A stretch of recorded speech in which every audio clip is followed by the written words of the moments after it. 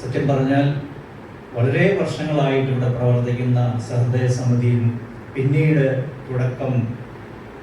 തുടക്കത്തിൽ അല്ലെങ്കിൽ പിന്നീട് രൂപീകരിക്കപ്പെട്ട സഫലം 55+ ഒക്കെയാണ്. ഈ രണ്ട് സംഘടനകൾ, ഞാനും അംഗമാണ് അതിൻ്റെ അത്, ഈ രണ്ട് സംഘടനകളും വാസ്തവത്തിൽ പാലായിൽ ഇല്ലായിരുന്നെങ്കിൽ പാലായിക്ക് മാത്രം സ്വന്തമായിട്ടുള്ള രത്നങ്ങളെ കണ്ടെടുക്കാനും ആ രത്നങ്ങളെ കുറിച്ചുള്ള സ്മരണകൾ നിലനിർത്താനും പാലായിക്ക് എത്രമാത്രം സാധിക്കുമായിരുന്നു എന്നുള്ള കാര്യവും നാം ചിന്തിക്കേണ്ടതാണ്. എന്തുകൊണ്ടാണ് നാം ചില ആൾക്കാരുടെ സ്മരണകൾ നിത്യനൂതനമായിട്ട് കൊണ്ടു നടക്കാൻ ആഗ്രഹിക്കുന്നത് എന്നുള്ള കാര്യം ഉദ്ഘാടനം ചെയ്തുകൊണ്ട് ശ്രീ കുമ്പളക്കുഴി സാർ പറഞ്ഞു.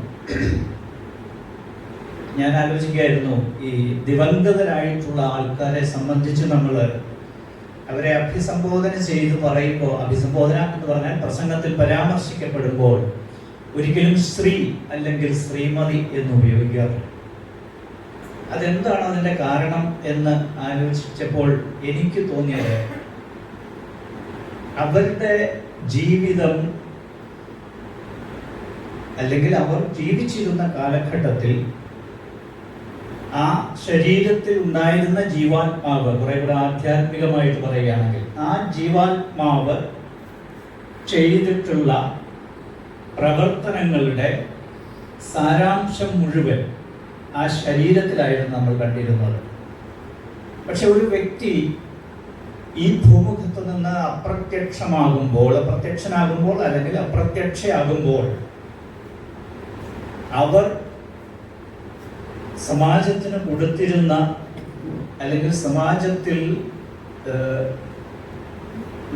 ഒരു സുഗന്ധം പോലെ അവർ വമിച്ചിട്ടുള്ള ആ നല്ല കാര്യങ്ങൾ മുഴുവൻ മൊത്തത്തിൽ ഈ പ്രകൃതിയിൽ ലയിക്കുകയാണ് ചെയ്യുന്നത്.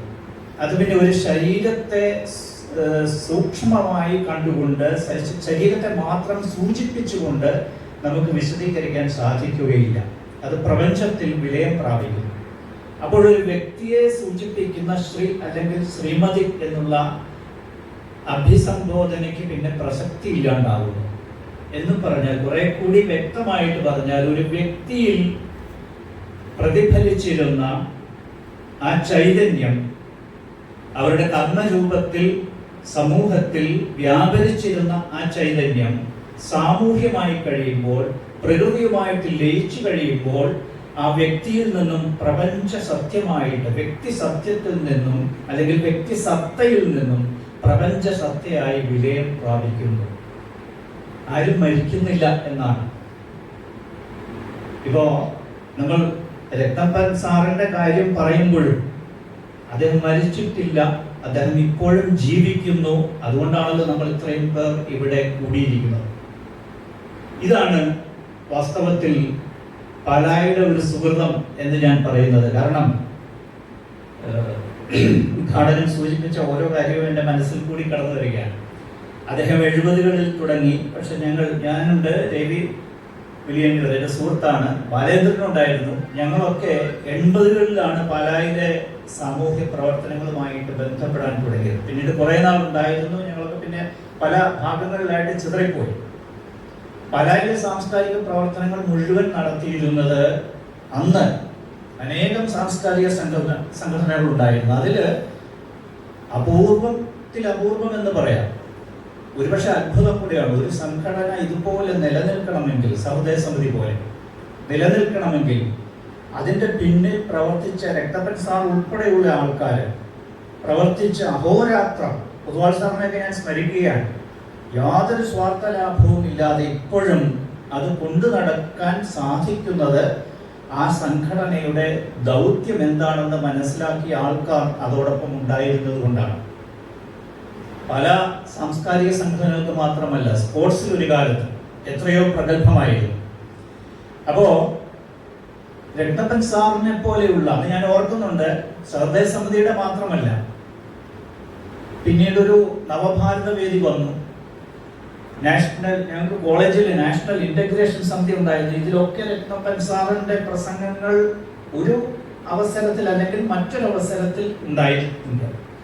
ഇത് കേൾക്കാനുള്ള സൗകര്യം ലഭിച്ചതിൻ്റെ ഫലമായിട്ട് അദ്ദേഹത്തിൻ്റെ ഈ കൃതികൾ സമാഹരിച്ച് പ്രസിദ്ധീകരിച്ചപ്പോൾ അതിലൊന്ന് നേരത്തെ പ്രസിദ്ധീകരിച്ച വോളിയം എനിക്ക് അയച്ചു തന്നിരുന്നു. അപ്പൊ അതിൽ കൂടി പോയപ്പോൾ എന്തുകൊണ്ടാണ് ചില വ്യക്തികൾ അവിസ്മരണീയരാവുന്നത് എന്നുള്ള കാര്യം വെളിപ്പെടുത്തുന്ന 2-3 സെന്റൻസുകൾ, 2-3 വാചകങ്ങൾ രത്നപ്പൻ സാറ് അന്ന് പ്രസംഗത്തിൽ പറഞ്ഞിരുന്നതും പിന്നീട് ലേഖന രൂപത്തിൽ പ്രസിദ്ധീകരിക്കപ്പെട്ടതുമായ ഒരു കാര്യം നിങ്ങളുമായിട്ട് പങ്കുവയ്ക്കാൻ എനിക്ക് അതിയായ സന്തോഷമുണ്ട്. സാധാരണഗതിയിൽ ഒരു പ്രസംഗം എപ്പോഴാണ് നമ്മൾ ഓർത്തിരിക്കുന്നത്? താൽക്കാലികമായിട്ടുള്ള സത്യങ്ങളാണ്, അല്ലെങ്കിൽ അന്നേരം ഉണർന്നു വരുന്ന ചില യാഥാർത്ഥ്യങ്ങളാണ് പറയുന്നതെങ്കിൽ അത് ആ മീറ്റിങ്ങോടുകൂടി പര്യവസാനിച്ചിരിക്കും. കുറെ കൂടി ദീർഘകാലത്തേക്കുള്ള ജീവിതത്തെ സ്പർശിക്കുന്ന, ലോകത്തെ സംബന്ധിക്കുന്ന കാര്യങ്ങളാണെങ്കിൽ കുറെ നാളും കൂടി നിലനിൽക്കും.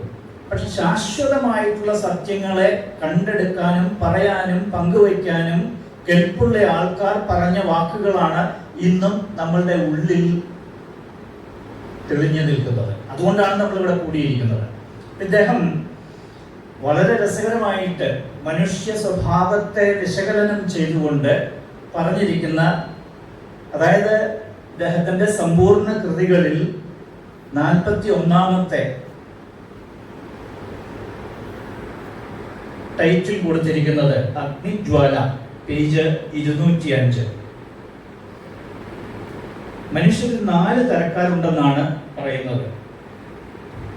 4 തരക്കാരിൽ ആദ്യത്തെ തരത്തിലുള്ള ആൾക്കാർ ഒന്നും തനിക്ക് അറിഞ്ഞുകൂടാത്തവർ. തനിക്ക് അറിവില്ല എന്ന് അവർക്ക് ബോധ്യമില്ല.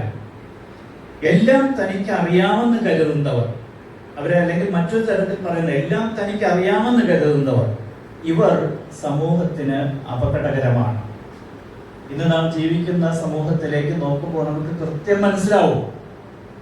അക്ഷരങ്ങൾ പോലും കൂട്ടി വായിക്കാൻ ബുദ്ധിമുട്ടുന്ന ആൾക്കാര് അക്കങ്ങൾ കൂട്ടി എഴുതി അതെന്താണെന്ന് സംഖ്യ പറയാൻ ബുദ്ധിമുട്ടുന്ന ആൾക്കാരൊക്കെ ഉള്ള സമൂഹമാണ് നമ്മളുടേത്.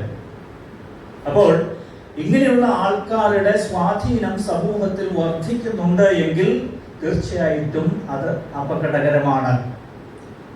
തനിക്ക് അറിഞ്ഞുകൂടെന്നറിയാവുന്നവർ, എനിക്കൊരു കാര്യം അറിഞ്ഞുകൂടാ, ഞാൻ സത്യസന്ധനാണ്, എനിക്ക് അറിവില്ല, ഇത്രയേ അറിവുള്ളൂ എന്ന് തിരിച്ചറിയുന്ന ആൾക്കാര്, ഇവരെ പഠിപ്പിക്കാൻ എളുപ്പമുണ്ട്.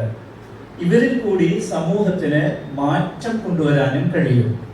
3ാമത്, തനിക്ക് അറിവുണ്ടെന്നറിയാത്തവർ. തനിക്കറിയാം, പക്ഷെ ഇവർ ഉറങ്ങുന്ന സ്വഭാവക്കാരാണ്. ഇവരെ വിളിച്ചുണർത്തേണ്ടിയിരിക്കുന്നു. ഇവരെ വിളിച്ചുണർത്തിയാൽ ഇവരുടെ അറിവ് സമൂഹത്തിന് പ്രയോജനപ്പെടുത്താൻ സാധിക്കും. 4ാമത്തെ ആൾക്കാർ, തനിക്ക് അറിയാമെന്ന് അറിയുന്നവർ, തനിക്ക് എന്തെങ്കിലും അറിവുണ്ട് എന്ന് ബോധ്യപ്പെട്ടവർ.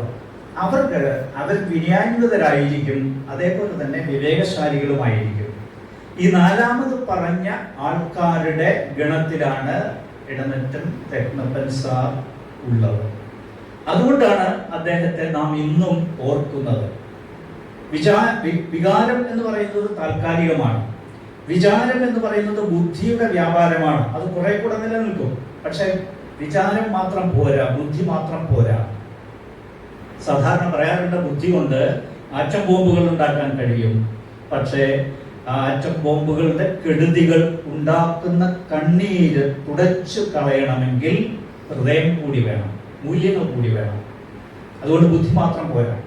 അപ്പോൾ വിവേകശാലികൾ വിചാരത്തിനും അപ്പുറത്ത് മുൻകൂട്ടി സമൂഹത്തെയും സമൂഹത്തിലെ വ്യാപാരങ്ങളെയും കണ്ടുകൊണ്ട് ഇന്നത് സംഭവിക്കും എന്ന് പറയാൻ കെൽപ്പുള്ളവരാണ്. അങ്ങനെയുള്ള ഗണത്തിൽ പെടുന്നത് കൊണ്ടാണ് രത്നപ്പൻ സാറിനെ നമ്മൾ ഇന്ന് സ്മരിക്കുന്നത്. ഞാൻ അധികം ദീർഘിപ്പിക്കുന്നില്ല. ആൻസി ടീച്ചറുണ്ട്, അതേപോലെ തന്നെ എൻ്റെ സുഹൃത്ത് ബാലേന്ദ്രനുണ്ട്. ഇതില് ഇന്നത്തെ അവസ്ഥയെ ഏറ്റവും മനോഹരമായിട്ട് അന്ന് ഞാൻ ഓർക്കുന്നുണ്ട്. രത്നപ്പൻ സാറ് തന്നെ, മന്മഥൻ സാറും രത്നപ്പൻ സാറും ഒരു സമ്മേളനത്തിലുണ്ടായിരുന്നപ്പോൾ ഇവർ അടിവരയിട്ട് സൂചിപ്പിച്ച ഒരു ശ്ലോകമുണ്ട് മഹാഭാരതത്തിൽ. മഹാഭാരതം എല്ലാം എഴുതി കഴിഞ്ഞിട്ട് വ്യാസ ഭഗവാൻ അദ്ദേഹം ഈ യുദ്ധത്തിൽ സംഭവിച്ച കെടുതികളെല്ലാം നേരിൽ അറിഞ്ഞിട്ട് ഇദ്ദേഹം ഇരു കൈകളും ഉയർത്തി തലയിൽ വെച്ചുകൊണ്ട് വിലപിക്കുകയാണ്. എന്താണ് വിലപിച്ചത്? ഊർധ്വബാഹു വിരൗമ്യേഷ ധർമാർത്ഥശ്ച കാമശ്ച സധർമ്മ കിം ന സേവ്യതേ.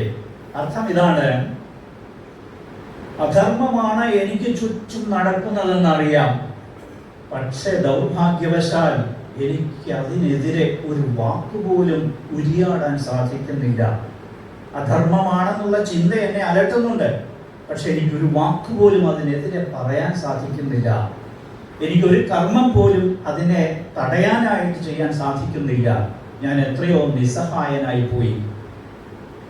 ധർമ്മം ഇന്നതാണെന്നറിയാം, പക്ഷെ ആ ധർമ്മത്തിന് പിന്തുണ കൊടുക്കാൻ എനിക്ക് സാധിക്കുന്നില്ല. ഇങ്ങനെ പറഞ്ഞുകൊണ്ടാണ് വ്യാസൻ വിലപിക്കുന്നത് എന്ന് കുറെ കൂടി വ്യക്തമായിട്ട് അതിനെ വിശദീകരിച്ചുകൊണ്ട് അന്ന് രത്നപതി സാർ പറഞ്ഞത്, ധർമ്മം കൊണ്ട് അർത്ഥവും കാമവും ആവശ്യത്തിന് നമുക്ക് സമ്പാദിക്കാൻ സാധിക്കും. സത്യധർമാദികളെ വെടിയുന്ന പുരുഷനെ ക്രൂദ്ധനാം സർപ്പത്തെക്കാൾ ഏറ്റവും പേടിക്കണം എന്ന് കവി പാടിയിട്ടുണ്ട്. ഇതൊക്കെ ശരിയാണ്. സത്യധർമാദികൾ കൊണ്ട് ആവശ്യത്തിന് സമ്പത്തുണ്ടാക്കാം, നമ്മുടെ ആഗ്രഹങ്ങൾ സാധിക്കാം. പക്ഷെ എന്നിട്ടും എന്തുകൊണ്ടാണ് അധർമ്മത്തിന്റെ മാർഗങ്ങൾ, അസത്യത്തിന്റെ മാർഗങ്ങൾ ആളുകൾ സ്വീകരിക്കുന്നത്? ഇതൊരു ചോദ്യമാണ്. ഇരുട്ടും വെളിച്ചവും പോലെ, കുന്നും കുഴിയും പോലെ, തണുപ്പും ചൂടും പോലെ വൈരുദ്ധ്യങ്ങൾ ഈ ലോകത്തിൽ നിറഞ്ഞതിന്റെ പ്രതിഫലനമാണ് സത്യവും അസത്യവും, ധർമ്മവും അധർമ്മവും ഒക്കെ. ഇതിൽ സത്യത്തിന്റെയും ധർമ്മത്തിന്റെയും ഭാഗമാണ് ശരിയെന്ന് ധൈര്യസമേതം പറഞ്ഞിട്ടുള്ള ഒരാളാണ് രത്നപതി സാർ. അദ്ദേഹത്തിന്റെ സ്മരണയ്ക്ക് മുൻപിൽ വിനയാന്വിതനായിട്ട് നിന്നുകൊണ്ട് ഇവിടെ കൂടിയിരിക്കുന്ന എല്ലാവർക്കും ഹൃദയം നിറഞ്ഞ നന്ദി രേഖപ്പെടുത്തിക്കൊണ്ട് ഇതിന് എന്നെ ക്ഷണിച്ചതിൻ്റെ ഭാരവാഹികളോട് പ്രത്യേകം നന്ദി രേഖപ്പെടുത്തിക്കൊണ്ട് ഈ ചെറിയ വാക്കുകൾ ഉപസംഹരിച്ചു കൊള്ളുന്നു. നിങ്ങൾക്ക് എല്ലാവർക്കും നന്മ വരട്ടെ. ജയ് ഹിന്ദ്. നന്ദി.